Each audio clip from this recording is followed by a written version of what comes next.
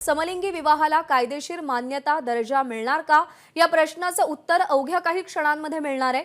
समलैंगिक विवाहाला कायदेशीर मान्यता देण्याची मागणी करणाऱ्या याचिकांवर सर्वोच्च न्यायालय आज निकाल देणार आहे। पुढच्या काही वेळात म्हणजेच 10:30 वाजता म्हणजे अवघ्या काही क्षणांमध्ये सुप्रीम कोर्ट आपला निकाल देईल। 11 मे रोजी न्यायालयाच्या 5 न्यायाधीशांच्या खंडपीठानं सुनावणी पूर्ण केली आणि सुनावणीमध्ये याचिकाकर्त्यांनी समलिंगी लग्नाला कायदेशीर मान्यता मिळावी असा आग्रह धरला होता। तर केंद्र सरकारनं समलिंगी जोडप्यांना विवाहाचा दर्जा न देता त्यांना काही अधिकार देण्याचा विचार केला जाऊ शकतो अशी भूमिका मांडलेली होती। प्रशांत कदम आपले प्रतिनिधी सध्या आपल्या सोबत आहेत। प्रशांत, 10:30 वाजलेले आहेत, काय अपडेट्स आहेत सध्याचे? निकाल सांगण्यास सुरुवात झाली आहे का?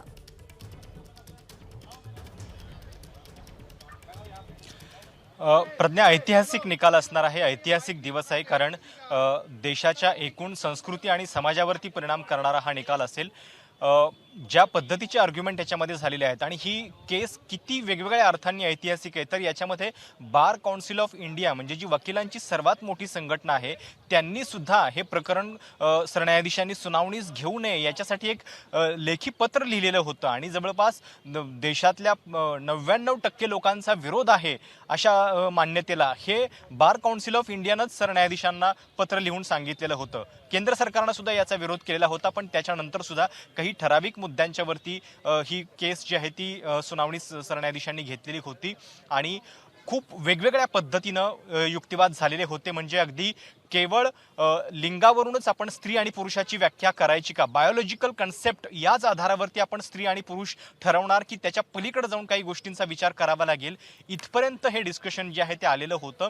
आणि केंद्र सरकारचं म्हणणं होतं की म्हणजे लग्नाची मान्यता म्हणजे त्याला लग्न हे स्टेटस न देता त्यांचे जे काही सोशल राईट्स असतील किंवा इतर त्यांचे हक्क असतील याचा आम्ही नक्की विचार करू, पण लग्नाची मान्यता जी आहे ती द्यायला नको, कारण घटस्फोट, त्याच्यानंतर मग संपत्ती हक्क, त्याच्यानंतर दत्तक विधान, हे सगळे कायदे जे आहेत ते आम्हाला बदलावे लागतील। आणि ते किती किचकट आहे हे अगदी आपण एका उदाहरणावरून समजून घेऊ शकतो, कारण आपल्या स्पेशल मॅरेज ॲक्टमध्ये जो 1954चा कायदा आहे, विवाहासाठी पुरुषाचं वय 21 असलं पाहिजे आणि मुलीचं वय जे आहे ते किमान 18 असलं पाहिजे हे कायदा सांगतो। पण अशा संबंधामध्ये मग आपण ती वयाची व्याख्या जी आहे ती नेमकी काय करणार, कुणाला स्त्री कुणाला पुरुष म्हणणार, याच्या संदर्भातले सुद्धा आर्ग्युमेंट जे आहेत ते कोर्टामध्ये झालेले होते।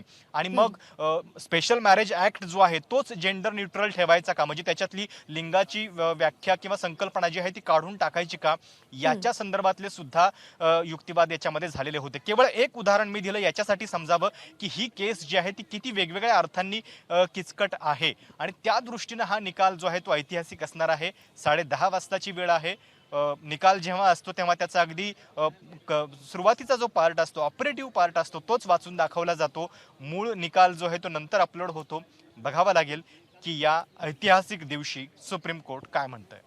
निश्चित काय निकाल येतो याकडे या संपूर्ण LGBT कम्युनिटीचं सुद्धा लक्ष आणि त्यासोबतच समाजातल्या इतरही घटकांचं लक्ष लागलंय।